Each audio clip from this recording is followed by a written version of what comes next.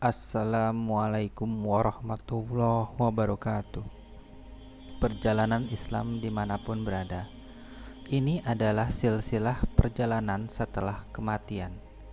Dalil-dalil yang sahih menyebutkan bahwasanya ada di antara orang-orang yang muslim mereka yang akan diazab di dalam kuburnya, sesuai dengan kadar dosa yang mereka, bahwa setelah kematian, dan semoga Allah Subhanahu wa taala mengampuni kita semua.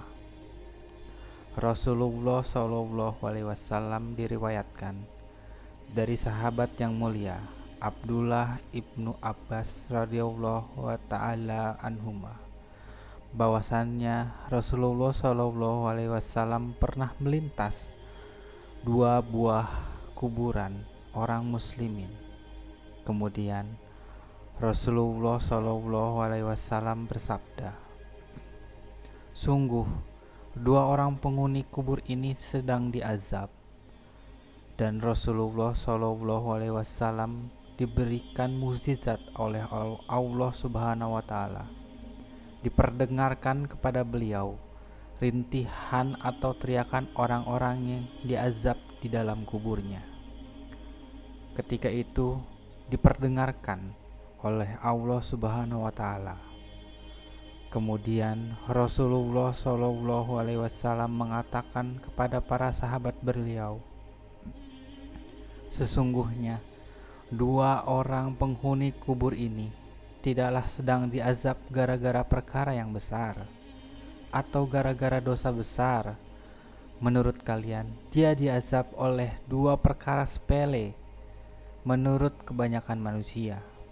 Padahal hakikatnya itu adalah perkara yang dahsyat dan luar biasa di sisi Allah." Rasulullah Shallallahu alaihi wasallam bersabda, "Salah satu di antara mereka dulunya ketika hidup dia senantiasa menebarkan fitnah, mengadu domba antara sesama.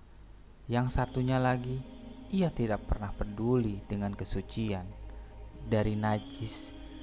Dia tidak berupaya untuk menjaga pakaiannya, terkena cipratan najis ketika dia kencing atau buang air kecil.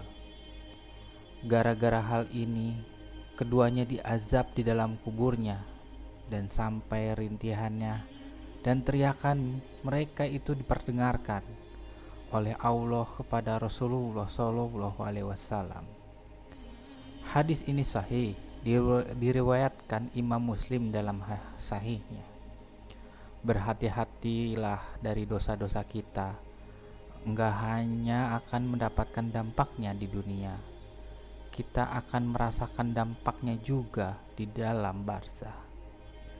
Bahkan boleh jadi dampaknya akan berlanjut kelak di akhirat. Nauzubillah. Dalam hadis ini Rasulullah menceritakan dua perkara yang banyak kita lakukan, dua perkara kita anggap biasa-biasa saja. Datang ke bulan, kemudian mengatakan, "Si A berkata begini, menjelekan engkau."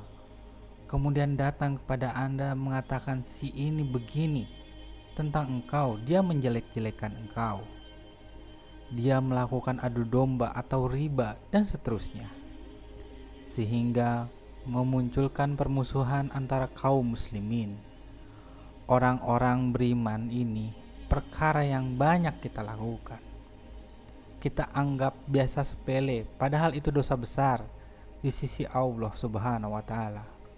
Dan penyebab terjadinya azab kubur satu lagi yang kita anggap sepele, yaitu tidak berupaya menjaga diri dari najis, tidak berupaya menjaga kesucian pakaian.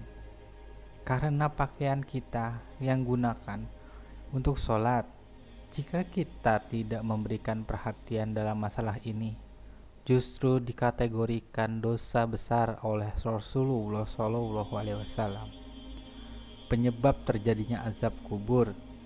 Sekaligus hadis ini menunjukkan bahwasanya di antara orang-orang muslim, Anda akan disiksa di dalam kubur mereka sekalipun dia muslim.